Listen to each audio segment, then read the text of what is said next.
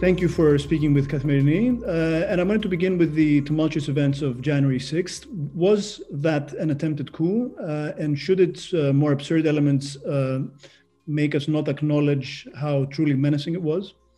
Let's begin by understanding what President Trump had in mind for the day. The American people, of course, voted in November, and they voted by a margin of 8 million votes for Joe Biden. In the Electoral College, the result was also decisive. Joe Biden won more electoral votes than Donald Trump won in 2016, when Donald Trump failed to win a majority of the vote. That result was clear within 24 or 48 hours. The Republicans, by the way, did quite well in that election everywhere other than the presidency. They did well in the House of Representatives. They did well at the state level. They just lost the presidency because basically a lot of people who are normally Republican cast a normal Republican vote for everyone except the president because he has split his own party with so many, especially women, especially better educated Republicans turning against the president.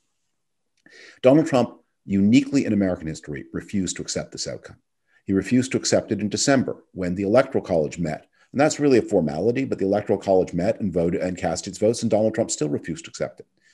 He then took it into his head that if at the last ceremony, something that has not been a real event in American history since the 19th century, on January the 6th, when the House of Representatives met to receive, or Congress met to receive formally all of the paperwork, that he would somehow disrupt this. And if his vice president wouldn't go along with it, that he would then threaten or even kidnap his own vice president and try to make him somehow change the outcome of the election. So this was an attack on an intimidation of Congress with a view to change the outcome of a democratic election.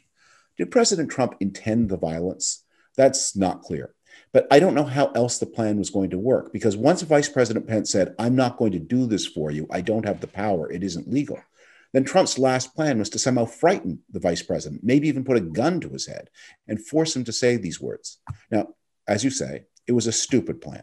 Even had the plan succeeded, even had the mob grabbed Nancy Pelosi and the senators and Vice President Pence, and even had they put guns to their head and forced them to recite some formula of words, it wouldn't have changed anything. Joe Biden would still be the legal president of the United States. But this was an attempt to use violence to change the outcome of an election. And it's unprecedented in the history of the United States. It's unprecedented in the history of most of the democratic countries in the past half century or so. And the only precedent I can think of is, and we will discuss this in a moment, we've talked about this before, the attempted coup in Spain in 1981. That's what this reminds me. And the army split. Most of the army stayed loyal to the state. And I think, and this is maybe the hopeful comparison, that Spain's transition to democracy, which had been moving fairly slowly before the coup, began to move much faster after the coup. The coup provoked a reaction in Spanish society where people said, that's it. Francoism is over, and we're going to have a modern democracy. We're going to have a multi-party competition. We're going to join the European Union. We will join NATO, and we're going to be a modern democratic country as Spain is today. After the coup, Spain modernized its family law. After the coup, Spain promoted the use of minority languages, something that Franco had opposed. After the coup, anything that Franco had wanted was discredited, and everything that was democratic received a new burst of legitimacy. And let's hope that's what happens in the United States. So we're a few days away from the inauguration of President Biden. These are days of extraordinary tension in the Capitol. It seems we've seen the photographs of National Guard members sleeping in the Capitol. Yeah. And we have a process in place in Congress. There was an effort to get Mike Pence to invoke the 25th Amendment, which appears to be going nowhere. And now the wheels are turning pretty quickly for the second impeachment of Donald Trump. And I wanted to ask you what the point of this is at this stage, only a few days before he has to leave office anyway. Is the point to get him convicted after he leaves office so that he can't ever run again for public office? Could that play into his hands? He could argue that, you know, the deep state wants to prevent me from running because they know I'll win. And do you think at this point he has a political future? I think one of the most important points of this process is to offer Republicans a way back to return to democratic normality. There will probably be maybe a dozen, maybe as many as 20 Republicans in the House of Representatives who will vote for the impeachment today or tomorrow. And then there will be a real trial. The Republicans will not be as united around Donald Trump as they were after his last scandal and last impeachment. And this will create the possibility for Republicans to reinvent themselves as a post-Trump party. And maybe this is something that people in a country like Greece will have some familiarity with. I mean, you are a country that had to rebuild democracy after an authoritarian interlude, obviously much more terrible than anything that happened here. There's no comparison of Donald Trump to what happened in Greece between 1967 and 1974. But still, that process of bringing reactionary elements back to the state, you've had to do it. And part of the process is to offer them a highway, to say, here are ways you can prove that you are loyal to the new democratic system in our country. So putting Republicans on record, giving them this opportunity, allows us to reunite the society. And the reason you hear so many Republicans talking who are pro-Trump saying this is divisive is that they understand it is divisive. It's an attempt to divide the Republican Party between the Democratic element and the anti-democratic element. And what has happened is the pro-Trump anti-democratic element has been able to control the whole entity.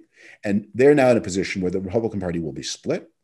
And the pro-Trump people will be marginalized as enemies of the Constitution, as enemies of democratic society. Now, you've been active in conservative politics for a long time. You were a speechwriter in the George W. Bush White House. Yes. Were you surprised at you've obviously been a very fierce critic of this president from the beginning, from even before he was president. Were you surprised at the ease with which he took over the Republican Party?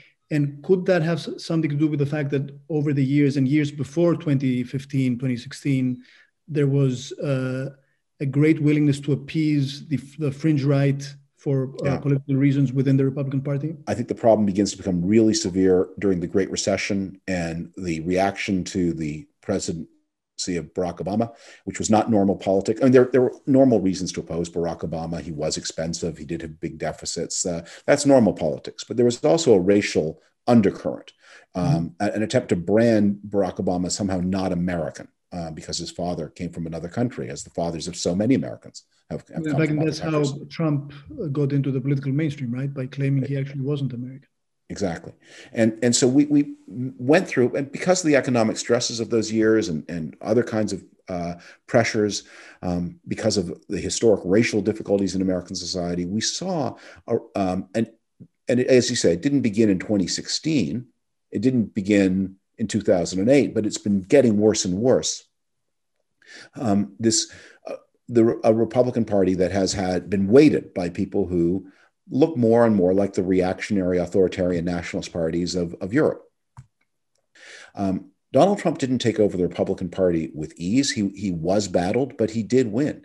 And he did hold control over the party. What Donald Trump has been doing is driving people out of the Republican Party. So when Donald Trump says something like, I have 90% support among Republicans, more than Ronald Reagan. Well, that's true. Except when Ronald Reagan was president, 33% of Americans said they were Republican. And when Trump was president, 22% of Americans said they were Republican. Mm-hmm. So Reagan had 80 of 33, and Trump had 90 of 22. And if you do the arithmetic, Reagan's party was obviously bigger. Trump had more and more control of an ever dwindling party. And you saw this happen in the elections of 2018, the congressional elections, where in area after area where Republicans had historically been strong, the party split and many voted with the Democrats. So George H.W. Bush's former congressional seat in one of the most affluent areas of Houston, that's now a Democratic seat. Newt Gingrich's seat in one of the affluent areas of Atlanta, Democratic seat. Eric Cantor, who is the number 2 Republican in the House of Representatives under Barack Obama, he represents an affluent area outside of Richmond, Virginia. His seat now Democratic. All over Virginia, one of the most Republican states in the country in the 1980s, now one of the most Democratic states in the country.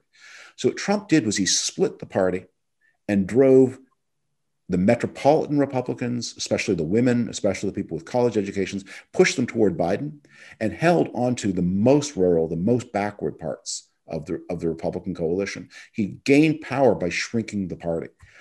And I think that's one of the reasons why so many Republicans are breaking from him. He just lost 2 Senate seats in Georgia. 2 Senate seats in Georgia. Georgia's historically been one of the most Republican states in the country. But Atlanta is a never won a runoff there, I believe, before. never a runoff, and they haven't had a senator from Georgia since, I think, the 1980s, when the Democratic Party was a much more conservative party than it is today. But wherever you have knowledge industries, wherever you have healthcare workers, wherever you have great universities, what you see are those cities becoming more blue. Georgia, in this way, is following like Virginia. And we are seeing, and Donald Trump tried to profit from this division, but it was ultimately a losing bet. And let me ask you a more philosophical question. Conservatism traditionally has been a philosophy of self-reliance. How, and this ties into something you wrote recently, how has it become such a sort of cult of grievance and victimhood in the United States? Well, I think everywhere in the developed world, in every democratic country, what we're seeing is global integration has benefits and has costs. And the benefits accrue to big cities, to places with universities, to people who speak in Europe who can speak more than one language. And the benefits for those people are incredible. Freedom of travel, green beans and the fresh vegetables in the winter, the ability to talk to people on the other side of the world on a video conference for free. I mean, that the gains are amazing. But there are also real and meaningful losses. Maybe half a century ago, politics was divided by our relationship to the means of production. Increasingly, our politics is divided on our relation to this new global reality. And so it's rearranging party structures everywhere. And, you know, you see this in Great Britain, where the areas, some of the most loyal labor areas in the country are now the most loyal conservative because of the Brexit issue. The red wall. And many conservative issues are now leaning, once Jeremy Corbyn and the hard left are gone, leaning back to Labour because because of their affinity for Europe. And you see similar things in all of the European countries, where you have these new parties of the populist right that are meeting new parties of the democratic center. And why should America be any different from any other peer democracy in this way? I think that's what's happening here. And the Democrats had the good fortune to have in Joe Biden a candidate who really can speak for the center. He is not at all a candidate of any kind of left. He was criticized for that. But so long as, when you say, can Donald Trump make a comeback, that so long as Donald Trump is there, the Biden coalition holds together. And the Biden coalition is much bigger than the Donald Trump coalition. Okay, let me ask you this. The Trump, despite all his, egregious faults and his flagrant disregard for, truth and decency and the rule of law, got more than 74 million votes, more than any candidate in history other than his opponent. What do Republicans and Democrats have to do in the coming years on the policy front to start convincing some of these masses of people who were persuaded by Trump to come back to the fold of liberal democracy? And how concerned are you of this concept of a Trump 2.0, a equally ruthless, amoral figure, but much more competent than Trump? Those are two. Let me start with the second. I don't worry so much about a 2.0 because one of the things, Trump's incompetence was one of the things that made him so dangerous, that he didn't understand what you cannot do. So what is going to happen is in the next year or two, the interior workings of the Trump administration are going to become more visible, and it will be like the opening of the Soviet archives. And we will see a level of criminality, a lot of it really petty, but directing public money to his hotels, directing party money to his hotels, browbeating and blackmailing foreign leaders. He's going to become much more disgraced 2 years from now, even than he is today. And he's very disgraced today. And look, the whole point to a more ruthless figure is what your political system allows and what your system does not allow.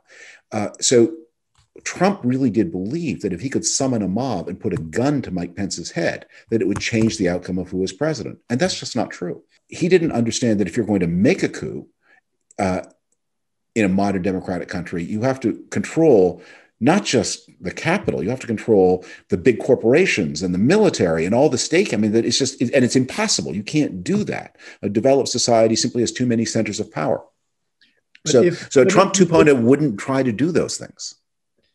But suppose it was a closer election and there was a more competent, ruthless figure in place who could more successfully lean on, the electors, lean on the state legislatures in the states.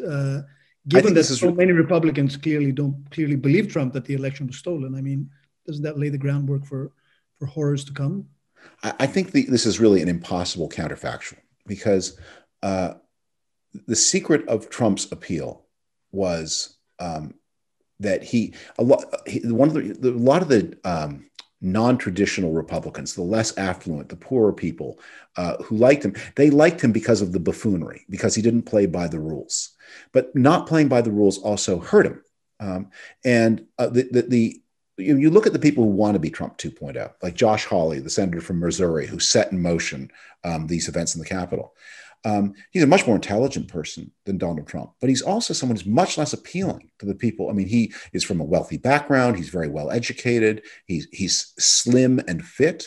I mean, I think, one of the things we saw in 2016, Donald Trump did well in parts of the country where public health is poor, where people have problems with their teeth, where people have problems with alcohol and drugs and with their weight. And Donald Trump obviously has problems with all of those things. That made him appealing. Someone who is very slim and fit would not appeal in the way that Donald Trump appealed. Well spoken. Yeah. And so someone who spoke better and was less seemingly upset all the time, that a lot of the things that made Trump weak also made him strong. So when you take away the ridiculousness was part of Trump's appeal. And if you make him less ridiculous, he might be less appealing. What we've had is a period of mass mobilization. And Donald Trump was very successful at mobilizing unprecedented numbers of voters. But it was also true that he mobilized even larger unprecedented numbers of voters against him.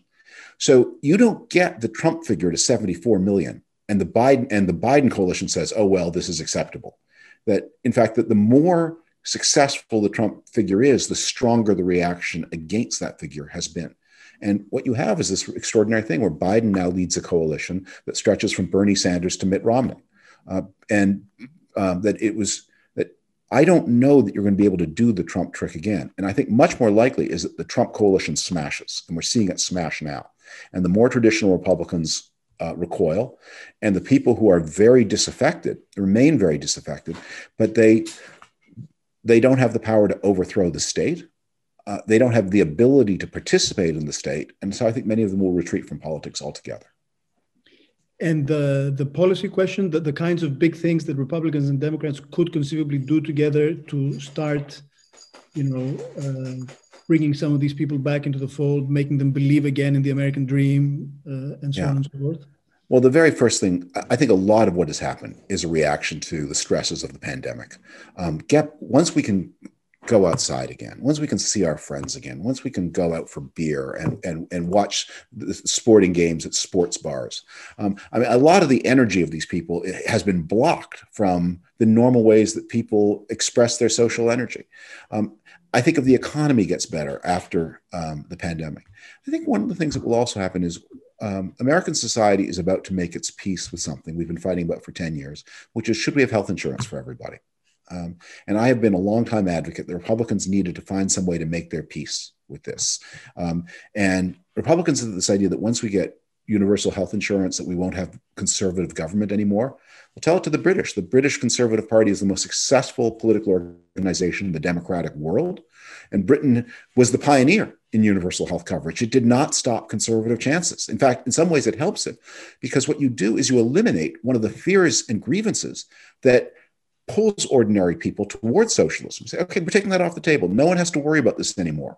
Now, do you think if you work harder, you should get more money? Do you think if you start a business, you should be able to keep more of it? And you don't have to worry about healthcare. And you discover, well, if I don't have to worry about healthcare, then suddenly you have a lot more conservative voters. That's been true in Britain, Canada, Australia. It can be true in the United States. Okay, and a final question. You've mentioned Europe a number of times in our discussion, and in the EU and in most capitals, there's been obviously ill-concealed jubilation at the loss of Trump, and a great hope that the many things that the transatlantic relationship does well together can be done under Joe Biden. But can Europe trust in America so hopelessly divided, with one of the two major parties having at best a conditional commitment to democracy, and with a significant minority of the population seemingly divorced from basic elements of reality? But this is true everywhere. I mean, you have the alternative for Germany. You have Golden Dawn. You have extremist parties. Why? We're all in the same boat together. Much smaller. I mean, AfD is dwindling. Golden Dawn's in prison. But these social forces are present everywhere. The National Front in France has come very close to political power. So this is a common shared problem among all the democracies. But here's the way I would put it. Sigmund Freud said the purpose of psychoanalysis was to convert hysterical neurosis into ordinary unhappiness. We are now going to go back to the normal ordinary unhappiness in the EU-US relationship. If we are going to meet the challenge to global rules presented by China, we're going to have to work together. And we're going to have important differences, and it's going to be difficult. And it's not like this relationship has been easy in the past. It's always been difficult. And it takes extraordinary skill to manage. And it gets managed because we have to do it, and so it gets done. And so we'll be back to that. You're going to have lots of disagreements with the Biden administration. And we're going to continue to argue about all kinds of trade rules. We're going to continue to argue about technology. We're going to continue to argue about approaches to China. But let's hope we do it with the spirit of rationality and give and take, and an understanding that we have to make the transatlantic relationship succeed. And so we will. Reclaiming ordinary unhappiness. That's a good note to end on. David Fram, thank you very much. Thank you. Bye-bye.